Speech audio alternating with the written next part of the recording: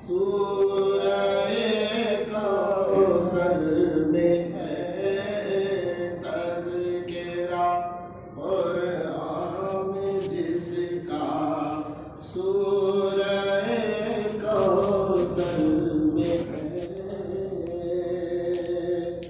नूर उसका चार सू वल्लाह बहरो बर में है। और आज भी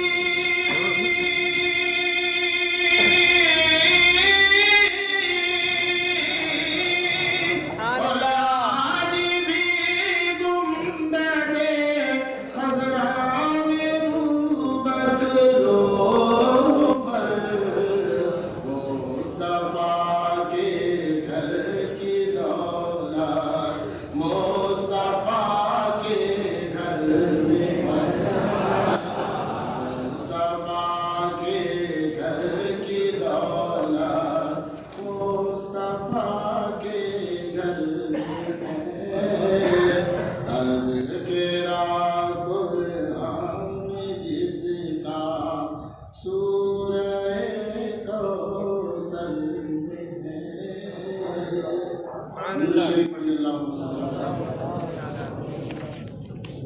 मौला का बड़ा फज़ल एहसान की ज़ुबान का दिन अता फरमाया और अपनी इबादत के लिए हमें तौफ़ीक़ बख्शी। हज़रात मोहतरम, माह जमादिल आखिर की तारीख़ें निगाहों के सामने है और आप और हम कुछ न कुछ समाअत फरमा रहे हैं। मौला सुनने और सुनाने के सबब हमें अमल की तौफ़ीक़ दे। इस महीने में यूँ तो बहुत से बुजुर्गान दीन के वाक़यात और उलमा हुए, मगर जो मखसूस इस महीने की 20 तारीख को सैयदा फ़ातिमा ज़हरा रज़ियल्लाहु ताला अन्हा की विलादत की तारीख बताई जाती है और 22 जमादिल आखिर को हज़रत सरकार सैयदना अबू बकर सिद्दीक़ रज़ियल्लाहु ताला अन्हु की विसाल की तारीख 22 जमादिल आखिर। तो अर्ज़ करने का मकसद ये है कि इन नुफूस कुदसिया के ताल्लुक़ से कुछ अर्ज़ करने की कोशिश करूँगा। अल्लाह ताला कुरान मुक़द्दस में इरशाद फरमाता है, वल्लज़ी जाअ बिस्सिद्क़ि व सद्दक़ बिही उलाइका हुमुल मुत्तक़ून, और वो जो सच्चाई लाया और जिसने उसकी तस्दीक की, उलाइका हुमुल मुत्तक़ून, यही लोग मुत्तक़ी हैं, यही लोग डरने वाले हैं। मुफस्सिरीन ने फरमाया वल्लज़ी जाअ बिस्सिद्क़ि, वो जो सच्चाई लाया, उससे मुराद अल्लाह के नबी सल्लल्लाहु ताला अलैहि वसल्लम है, और वो जिन्होंने उसकी तस्दीक की वो हज़रत अबू बकर सिद्दीक़ रज़ियल्लाहु ताला है। अल्लाह ताला फरमाता है यही वो लोग हैं जो मुत्तक़ी हैं। और कुरान में अल्लाह फरमाता है इन्ना अक्रमकुम इंदल्लाहि अत्क़ाकुम, कि अल्लाह के नज़दीक वही इज़्ज़त वाले हैं जो तक़वा व परहेज़गारी वाले हैं। तो बताया कि सबसे बुलंद वाला तक़वा व परहेज़गारी हज़रत सरकार सैयदना सिद्दीक़ अकबर रज़ियल्लाहु ताला अन्हु की थी। तो गोया कि जो तक़वा व परहेज़गारी में सबसे आला व बाला है, तो जब आम मुत्तक़ी अल्लाह की बारगाह में महबूब है, तो जो मुत्तक़ियों का सरदार है वो क्यों ना अल्लाह की बारगाह में महबूब हो। इन नुफूस कुदसिया के ताल्लुक़ से जो कुछ भी हम बयान करते हैं ये हमारे ईमान की ताज़गी के लिए है, वरना हम अहले सुन्नत का अक़ीदा है कि इनसे मोहब्बत मदारे नजात है, यानी इनसे मोहब्बत हमारी नजात का ज़रिया है, ये हमारा अक़ीदा ही है। मगर इनके ताल्लुक़ से गुफ्तगू करके हम अपने ईमान को ताज़गी पहुँचाते हैं और इनका ज़िक्र खैर करके अपनी दुनिया व आखिरत संभालते हैं। इमाम अहमद रज़ा खान फाज़िल बरेलवी अलैहि रहमतुल्लाह कहते हैं अस्दक़ुस सादिक़ीन सय्यदुल मुत्तक़ीन, चश्म गोशे वज़ारत में लाखों सलाम। कहते हैं कि आप सिद्दीक़ों के भी इमाम हैं और मुत्तक़ियों के भी इमाम हैं, और आका नबी करीम अलैहिस्सलाम व तस्लीम के महबूब नज़र हैं। ऐसे महबूब नज़र कि सिर्फ सरकार मोहब्बत फरमाते ऐसे नहीं, बल्कि अल्लाह तबारक व तआला अपने हबीब के सबके सिद्दीक से कैसी मोहब्बत फरमाते हैं वाक़या सुना। एक मरतबा रसूल पाक सल्लल्लाहु अलैहि वसल्लम ने एक अंगूठी दी सिद्दीक का, इसमें अल्लाह का नाम बुलंदा करवा दें। तो आप लिखवाने के लिए ले गए तो अल्लाह का नाम लिखवाया। तो दिल में ख्याल आया कि अल्लाह का नाम हो, उसके हबीब का नाम, तो आपने सरकार का भी नाम उसमें लिखा। जब लेकर आए तो बारगाह रिसालत में पेश किया तो उसमें 2 नाम नहीं बल्कि 3 नाम थे। हज़रत अबू बकर सिद्दीक का भी नाम था। तो अल्लाह के नबी फरमाए कि अबू बकर, मैंने तो अल्लाह का नाम कहा था। तो कहा या रसूलल्लाह, मुझे गवारा नहीं हुआ कि मैं अल्लाह के नाम से आपके नाम को जुदा करूं। तो मेरे दिल ने कहा कि आपका भी नाम लिखवा दें। तो बारगाह रिसालत में जिब्रील हाजिर हुए, फिर कहा इसमें तीसरा नाम अबू सिद्दीक का है, ये तीसरा। कहा या रसूलल्लाह, ये मैंने नहीं लिखवाया। तो जिब्रील हाजिर हुए, या रसूलल्लाह, जब सिद्दीक को ये गवारा नहीं कि आपके नाम से, अल्लाह के नाम से वो आपके नाम को जुदा करे, तो अल्लाह को कब गवारा हो कि आपके नाम से वो सिद्दीक के नाम को। हज़रत अबू सिद्दीक रज़ियल्लाहु ताला अन्हु का जो मकाम व मर्तबा है वो जो है कि जो बताया कि अंबियाए किराम जो है, अंबियाए किराम यानी हज़रत आदम अलैहिस्सलाम से लेकर हमारे आका नबी करीम अलैहिस्सलाम तस्लीम तक जितने भी अंबियाए किराम हैं, उन अंबियाए किराम सबसे अफजल हमारे आका नबी करीम सल्लल्लाहु अलैहि वसल्लम। तो बताया गया कि तमाम अंबिया के बाद अगर मखलूक में कोई अफजल है तो वो हजरत सरकार सैयदना अबू बकर सिद्दीक रज़ियल्लाहु ताला है। इसी का नाम इस्लाम है। इससे हटकर अगर कोई बात कहता है तो वो इस्लाम की बात नहीं कहता। ये फैसला है कि अंबिया के बाद सबसे अफजल अगर कोई है मखलूक में तो हजरत सरकार सैयदना अबू बकर सिद्दीक रज़ियल्लाहु ताला अन्हु है। अब इस अकीदे से हटकर, इस फैसले से हटकर कोई गुफ्तगू करे तो आपको हैरत होगी कि आप सोचेंगे कौन कर सकता है ऐसी गुफ्तगू, कौन कर सकता है। तो आपको मालूम होना चाहिए कि इस रुए ज़मीन पर इतने भी नाहंजार लोग हैं कि उन्होंने अल्लाह को नहीं छोड़ा, रसूलुल्लाह को नहीं छोड़ा। अल्लाह की शान में भी तौहीन की है, रसूलुल्लाह की शान में भी तौहीन की है। खुद कलमा पढ़ने के बाद आप कह रहे हो कि कलमा पढ़ने के बाद कौन करता है तौहीन? अरे हाँ, कुछ लोगों ने ये भी कहा है कि अल्लाह झूठ बोल सकता है। खुद कलमा पढ़ने के बाद आपको नाम बता दूंगा तो आपके जहन के दरीचे खुल जाएंगे। वो देवबंदी जिनको आप जानते हैं ना, वो लोग कहते हैं कि अल्लाह झूठ बोल सकता है। ये किताबों में लिखा है। जब उनसे सवाल किया कि तुमने कैसे लिख दिया तो उन्होंने हीरे बहाने तलाश करके किस्म किस्म की बातें गढ़ी। जब आदमी एक झूठ बोल देता है ना तो उस पर 100 झूठों का मार लगाता है उसको सच साबित करने के लिए, मगर जो नापाक होता है वो नापाक ही रहता है। तो रसूल पाक सल्लल्लाहु अलैहि वसल्लम कलमा पढ़ने के बाद रसूलुल्लाह की तौहीन की। तो दुनिया ज़मीन पर ऐसे भी लोग हैं जो सरकार सैयदना सिद्दीक अकबर की तौहीन करते हैं, और वो शिया बिरादरी है जो हज़रत अबू बकर सिद्दीक रज़ियल्लाहु ताला की तौहीन करती है। और मगर वो लोग कामयाब नहीं है, अल्लाह तबारक व तआला उन्हें खाइब व खासिर है। तो हम मुसलमानों का अकीदा है और ये मुनज़्ज़म फैसला है कि रुए ज़मीन पर अगर नबियों के बाद मखलूक में कोई अफजल है तो हज़रत सरकार सैयदना सिद्दीक अकबर रज़ियल्लाहु ताला। हज़रत उमर फारूक आज़म रज़ियल्लाहु ताला मिंबर पर तशरीफ फरमा है, फरमाया कि लोगों सुनो, मखलूक में लोगों में सबसे अफजल हज़रत अबू बकर सिद्दीक रज़ियल्लाहु ताला। जो इसके खिलाफ कहेगा उसको सजा दी जाएगी, जो सजा मुफ्तरी को दी जाती है, यानी तोहमत बांधने वाले को जो सजा दी जाती है, झूठे और कज़्ज़ाब को जो सजा दी जाती है उसको वो सजा दी जाएगी। याद रखो, जो इसके खिलाफ बात करेगा। हज़रत मौलाए कायनात रज़ियल्लाहु ताला ने फरमाया कि लोगों में रसूल पाक सल्लल्लाहु अलैहि वसल्लम के बाद अगर कोई सबसे अफजल है तो हज़रत मौलाए कायनात फरमाते हैं वो अबू बकर हजरत अबू बकर और उमर रज़ी अल्लाह तआला मौलाए कायनात का ये फैसला है। और मौलाए कायनात फरमाते थे कि जो इसके खिलाफ बात करे उसे दुर्रे लगाए जाएंगे, कोड़े लगाए जाएंगे।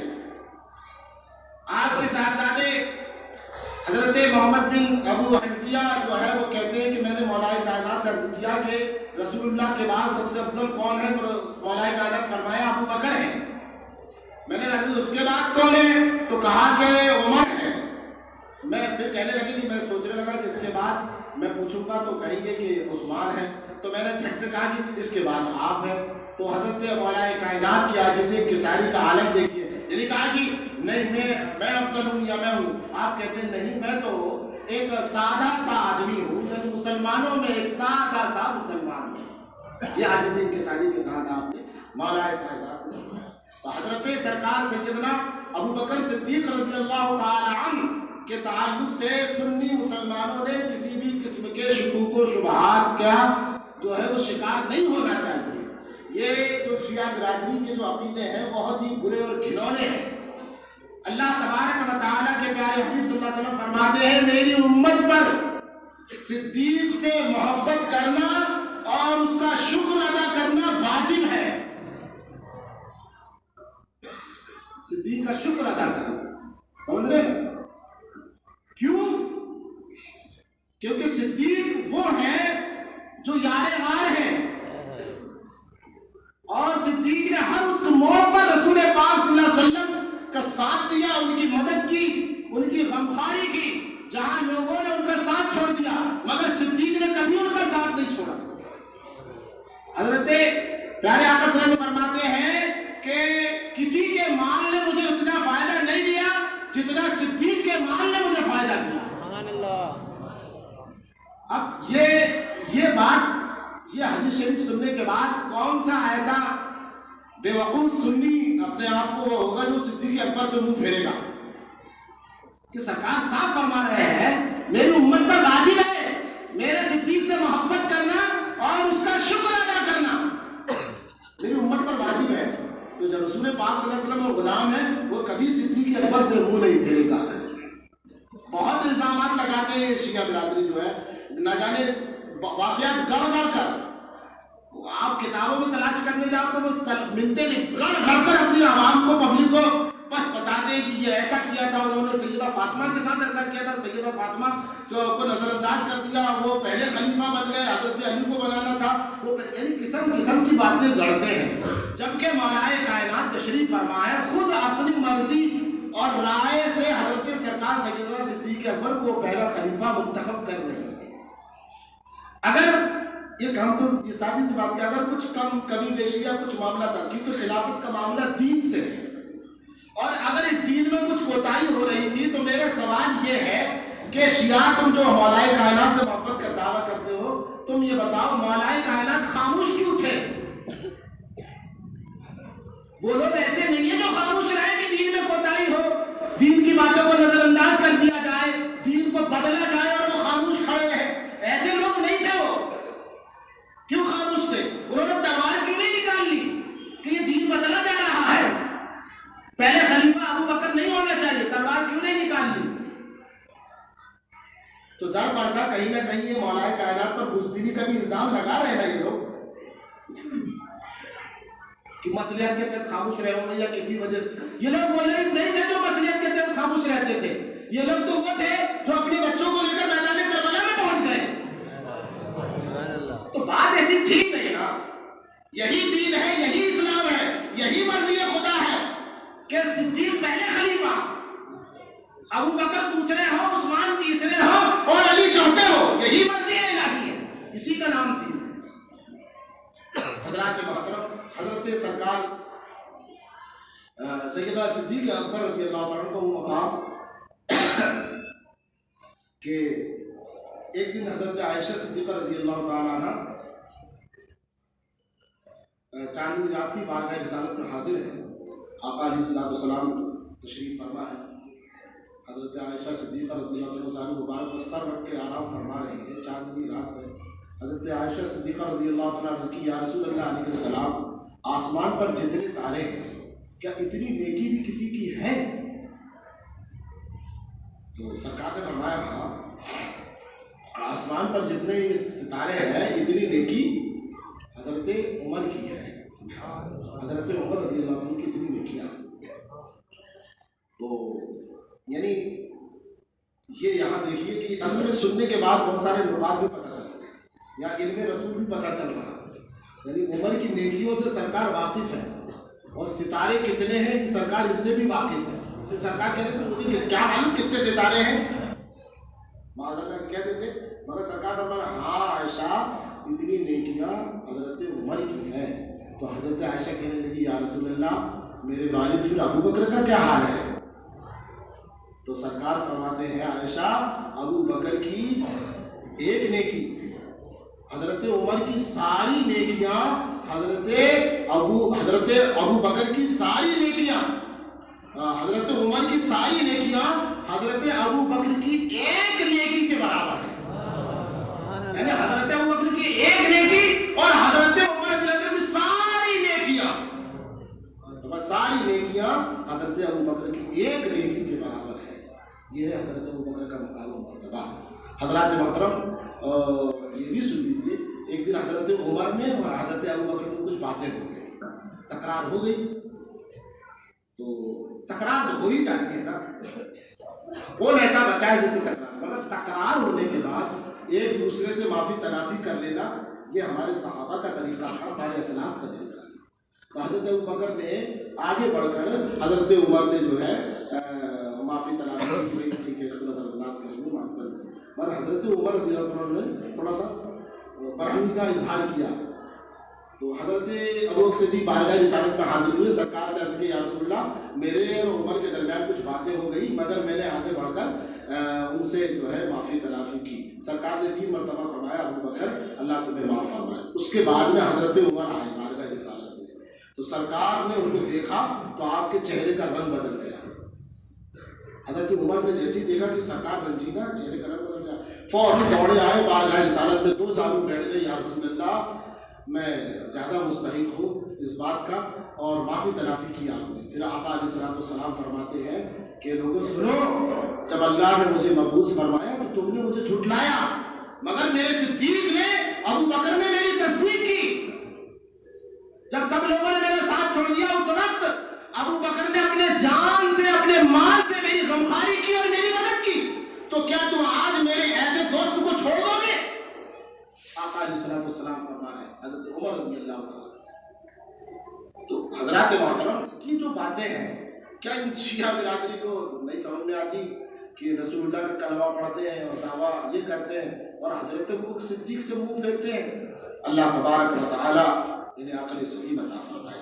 हज़रात मोहतरम हज़रत अबू बकर सिद्दीक़ रज़ियल्लाहु अन्हु साल 22 जमात आखिर को उस दिन जो है अपने अपने घरों में मौला हज़रत अबू बकर सिद्दीक़ रज़ियल्लाहु अन्हु के फातिहा का एहतमाम करें, अपने बच्चों को बताएं कि इस्लाम के सबसे पहले खलीफा हज़रत अबू बकर सिद्दीक़ रज़ियल्लाहु अन्हु, चौथे खलीफा हज़रत उमर फारूक आज़म उस्मान गनी है, और चौथे खलीफा हज़रत अली है। इस तरीके से बताएं अपनी नस्लों को, औलादों को, क्यों कि आने वाले वक्त में और भी फितने फसाद पैदा हो सकते हैं, तो इसलिए कि अपने बच्चों के अकाईद की हिफाजत करना ये हमारा जिम्मा है।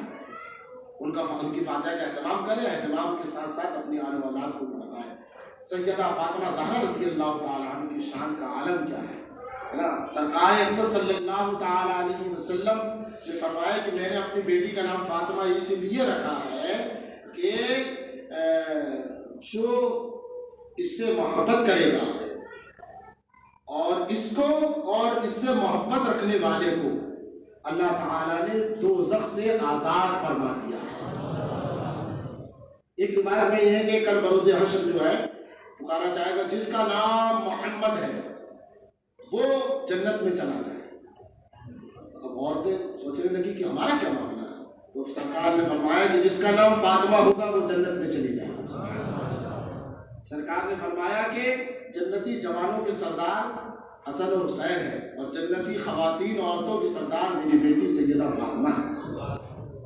सैयदा फातिमा ज़हरा रज़ियल्लाहु ताला जब भी बारगाह रिसालत में हाजिर होती, ये रिवायत करती है हज़रत उम्मुल मोमिनीन हज़रत आयशा सिद्दीक़ा रज़ियल्लाहु अन्हा बताती हैं कि जब भी बारगाह रिसालत में हज़रत फातिमा रज़ियल्लाहु ताला आपकी बेटी आती तो आका अलैहिस्सलाम देखकर खड़े हो जाते और अपनी बेटी की पेशानी का बोसा देते और अपनी चादर पर अपनी बेटी को बिठाते। और ऐसे ही आका अलैहिस्सलाम जब बारगाह हज़रत सैयदा फातिमा के यहाँ जाते, तशरीफ ले जाते, तो हज़रत सैयदा फातिमा रज़ियल्लाहु ताला अन्हा रसूल पाक सल्लल्लाहु अलैहि वसल्लम को देखकर खड़ी हो जाती और आपके दस्ते मुबारक का बोसा देती और अपनी चादर पर सरकार सल्लल्लाहु अलैहि वसल्लम को बिठाती।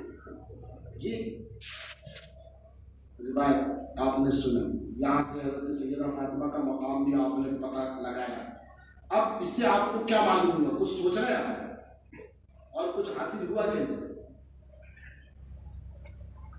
एक चीज है, अब गौर सुनने के बाद सैयदा फातिमा के यहाँ जब सरकार जाते सैयदा फातिमा खड़ी हो जाती और जब सरकार सैयदा फातिमा के यहाँ आते तो सैयदा फातिमा खड़ी हो जाती। ये खड़ा होना अपने को गौर करना है। हम रसूलुल्लाह पर खड़े होकर सलात व सलाम पढ़ते हैं ना, तो देवबंदी वहाबी इल्जाम नहीं, खड़े होकर ताज़ीम तो सिर्फ अल्लाह की करनी चाहिए। ये खड़े होकर सलाम पढ़ते हैं, खड़े होकर सलाम पढ़ते, नाजायज है, बिदअत नहीं है। अरे अगर किसी की ताज़ीम खड़े होकर करना नाजायज होता तो रसूलुल्लाह अपनी बेटी की कभी ना फरमाते। इसे पता चला ना, रिवायत पढ़ने के बाद ये भी इससे निकालना है ना। हम अपनी जो बात है तो यहाँ खड़े होकर जो सलात व सलाम रसूलुल्लाह पर पढ़ते हैं, ये कोई नाजायज और बिदअत और शिर्क वाला काम नहीं है, बल्कि किसी बड़े का खड़े होकर एहतराम करना, ये जो सैयदा फातिमा से साबित है। किसी छोटे का खड़े होकर एहतराम करना रसूल पाक सल्लल्लाहु अलैहि वसल्लम से साबित है। तो खड़े होकर किसी की ताज़ीम बजा लाना ये शिर्क बिदअत नहीं है और नाजायज नहीं है, बल्कि रसूलुल्लाह सल्लल्लाहु अलैहि वसल्लम अपनी बेटी के लिए खड़े हो जाए। तो आप जो सुन्नी मुसलमान खड़े होकर सलातो सलाम मुस्तफा जान रहमत सल्लल्लाहु अलैहि वसल्लम पर पढ़ते हैं, ये कैसे नाजायज और बिदअत और शिर्क होगा? ये फजूल की जो है लफाजियां करते हैं। तो ऐसे जब हम वाक़यात सुने तो उसमें गौर करें कि कहाँ हमको क्या मिल रहा है। अल्लाह तबारक व तआला हमें आपको सबको जो है सैयदा फातिमा से, हज़रत अबू सिद्दीक़ रज़ियल्लाहु अन्हु, तमाम सहाबा से, अहले बैत अत्हार से, सहाबा किराम से मोहब्बत की तौफीक रखें। एक वाक़या समाज फरमाते, बहुत उम्दा वाक़या है और इससे सैयदा फातिमा और हज़रत अबू सिद्दीक़ रज़ियल्लाहु अन्हु के दरमियान की मोहब्बत का पता चलेगा। सरकार सल्लल्लाहु अलैहि वसल्लम बहुत रो रहे थे अपनी उम्मत की याद में, हिचकियाँ बंधी हुई थी, रोना बंद नहीं हो रहा। यानी जब किसी को अपने बेटे की, अपनी आला औलाद की याद आ जाती है ना, वो खूब रोता है। सरकार किसी और के लिए नहीं रोते थे, बल्कि अपनी उम्मत को याद करके रोया करते थे। अपनी उम्मत को याद करके रोया करते, रब की बारगाह में दुआ करते, मौला मेरी उम्मत को बख्श दे, मेरी उम्मत को बख्श दे, मेरी उम्मत का क्या होगा परवरदिगार। सरकार इतनी मोहब्बत फरमाते थे, साहबा की हिचकियां बन गई, सरकार का रोना बंद नहीं हो रहा। सहाबा देखकर सरकार को रो रहे हैं। सरकार लोग सहाबा ने कहा कैसे किया जाए कि सरकार का रोना बंद हो जाए। तो उन्होंने कहा कि सरकार जब कभी किसी गम में होते या सरकार होते तो अपनी बेटी को देख लिया करते थे तो मुस्कुरा देते थे। तो जाओ सैयदा फातिमा ज़हरा रज़ियल्लाहु अन्हा को बुलाकर लाया जाए ताकि सरकार उनको देखें तो सरकार का रोना बंद हो जाए, सरकार खुश हो जाए। हज़रत सलमान फारसी रज़ियल्लाहु अन्हु सैयदा फातिमा के यहाँ गए और कहा कि यार आप जो है बारगाह रिसालत में चले, आका अलैहिस्सलातु वस्सलाम मुसलसल सब रो रहे हैं, आप चलें, कहीं आपको देखकर आका अलैहिस्सलातु वस्सलाम की हिचकियाँ बंद हो जाए, आप चलिए। तो हज़रत सलमान फारसी कहते हैं कि हज़रत फातिमा रज़ियल्लाहु अन्हा उन्होंने कंबल ओढ़ा और बाहर तशरीफ लाए।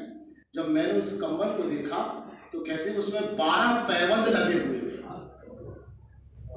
12 पैबंद उस कंबल में लगे हुए। आप नौजवान समझ नहीं पाएंगे पैबंद क्या होता है। अरे भैया अगर कंबल कहीं से फट जाता था ना तो पहले लोग दूसरा कपड़ा वहां ऐसा सिल दिया करते थे। यानी वो कंबल ऐसा था जो 12 जगह से फटा हुआ था, उसको 12 जगह पैबंद लगे हुए थे ना, इतना बोसीदा और इतना यानी कि 12 जगह से फटा हुआ कंबल सैयदा फातिमा ज़हरा रज़ियल्लाहु अन्हा। तो हज़रत सलमान फारसी मेरे दिल में दर्द पैदा हुआ और मेरी आंखों से आंसू जारी हो गए। मैं कह रहा था कि बताओ ये यहूद और नसारा की बेटियां तो ज़र्रील लिबास पहने और मोहम्मद रसूलुल्लाह की बेटी को जो है ऐसा कंबल, यानी ये था हमारे आका सल्लल्लाहु अलैहि वसल्लम। हालांकि हमारे आका सल्लल्लाहु अलैहि वसल्लम क्या नहीं करने थे अपनी बेटी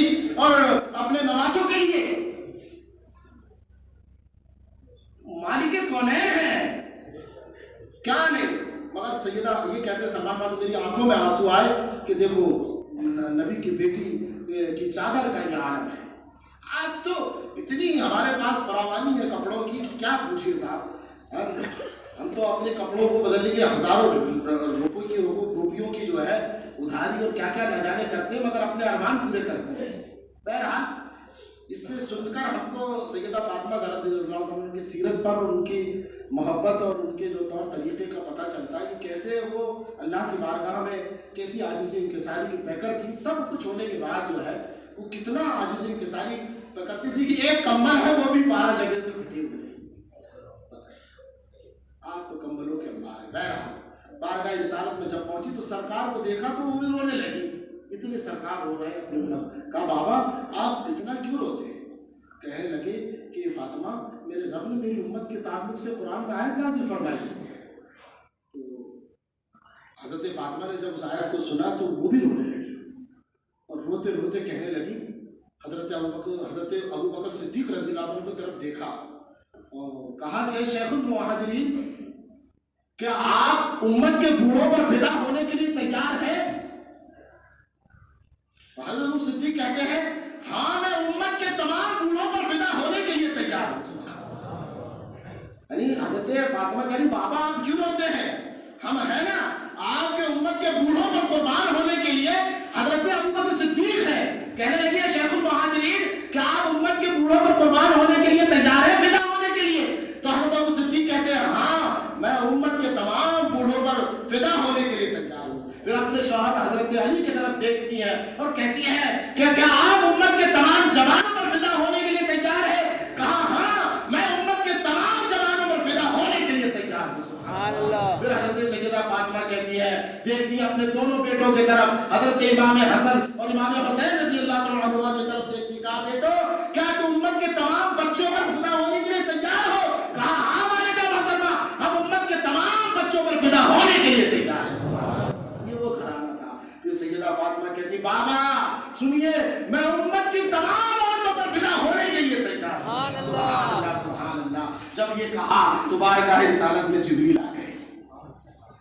कहा या रसूलल्लाह आपका रब आपको सलाम कहता है और फरमा रहा है फातिमा से कह दो कि वो गमनाक ना हो।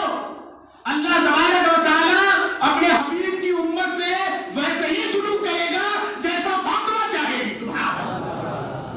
जैसा फातिमा चाहेगी अल्लाह नबी पाक सल्लल्लाहु अलैहि वसल्लम की उम्मत से जो है वैसे ही सुलूक फरमाएगा।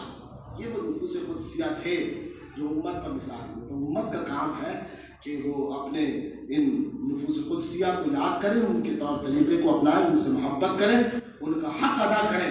अल्लाह तबारक व तआला हमें उन नफूस कुदसिया के हुकूक अदा करने की तौफीक अता फरमाए।